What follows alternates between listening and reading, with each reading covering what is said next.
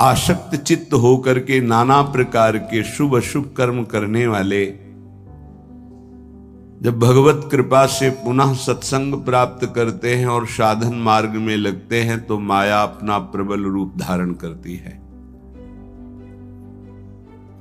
या तो ऐसी अनुकूलता प्रदान करती है कि वो भूल जाए,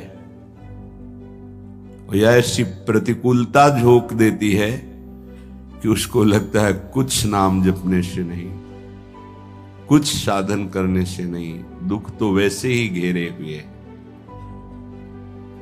धैर्य छूट जाता है और भगवत मार्ग से विमुख आचरण करने लगता है। इसलिए उपासक को बहुत सरल ढंग से समझना चाहिए कि पुरानी फसल यदि बाजरा बोई है और बाजरा की रोटी मिल रही तो अगली फसल गेहूं बो दिया तो कल ही नहीं रोटी बना लोगे। 5-6 महीने लगेंगे किसान मेहनत करके, खेती तैयार करके, दाना बो करके, सींच करके, संभाल करके, फिर भी वो अतिवृष्टि, अनावृष्टि, ओले वृष्टि आदि से बच जाए, सुरक्षित हो जाए, तो सुरक्षित अनाज घर आ जाए, फिर वो पीस कर रोटी बना सकता है। तुम अनंत जन्मों से मनमानी आचरण करते रहे, आज नाम शुरू किया है तो वो तूफान नहीं उठेगा, नष्ट करने के लिए वो अपना स्वरूप धारण करेगा। उसकी गुलामी सहते रहे हो अभी, काम क्रोध लोभ मोह मद मत्सर। अब तुमको धैर्य पूर्वक नाम को पकड़े रहना। जैसे आंधी चले तो हम पहाड़ का आश्रय ले लें, हटे ना इधर उधर, तो आंधी तूफान पहाड़ को नहीं उड़ा सकती। ऐसे ही श्री भगवान कह रहे मामेव ए प्रपद्यन्ते माया में ताम तरंतिते। माया का तूफान आएगा पर तुम मेरे चरणों को पकड़े रहना, छोड़ना नहीं। पर ये जिनका मलिन हृदय है ना, वो सोचते हैं 4 दिन नाम जप करेंगे सारे दुख मिट जाएंगे। हाँ, पक्का मिट जाएंगे, जड़ से मिट जाएंगे, पर धैर्य पूर्वक जीवन को आगे बढ़ाओ। भगवत विमुख होने से तुम्हारा मंगल ही अमंगल है, भगवत सन्मुख होने पर मंगल ही मंगल है। थोड़ा धैर्य धारण करो, तुम्हारी ये फसल तैयार हो जाए, फिर देखना आनंदित हो जाओगे।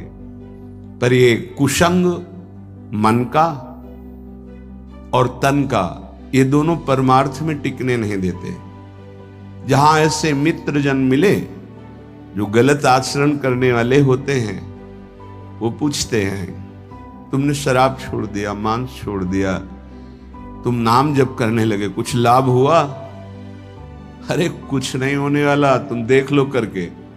उसके दिमाग में माया तो आक्रमण किए ही है। तत्काल नकारात्मक भाव आ जाता है कि नहीं नहीं, भगवत मार्ग में कुछ नहीं मिला, ठीक कह रहे हो, तो आओ हमारे संग, फिर हो जाओ। फिर वो माया के मलिन आचरणों में उतर जाता है। वो संत द्रोह, भगवत द्रोह उसके हृदय में अपना स्थान बना लेता है। फिर जन्म जन्मांतर, युग युगांतर कब अवसर आएगा भगवत मार्ग में चलने का। इसलिए जिनको सत्संग मिला है, जिनको नाम जपने का सौभाग्य मिला है, उनको बहुत धैर्यवान होना पड़ेगा।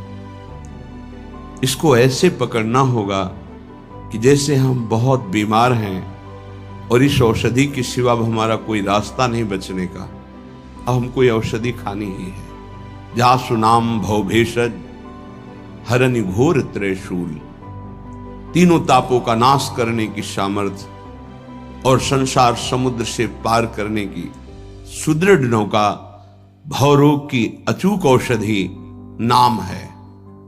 हमारा भाव बने न बने, भाव बिगड़ जाए, कोई बात नहीं, तुम नाम मत छोड़ना, हमारी प्रार्थना मानना, नहीं तो ये तूफान माया का आपको उड़ा ले जाएगा, परमार्थ में नहीं खड़ा होने देगा।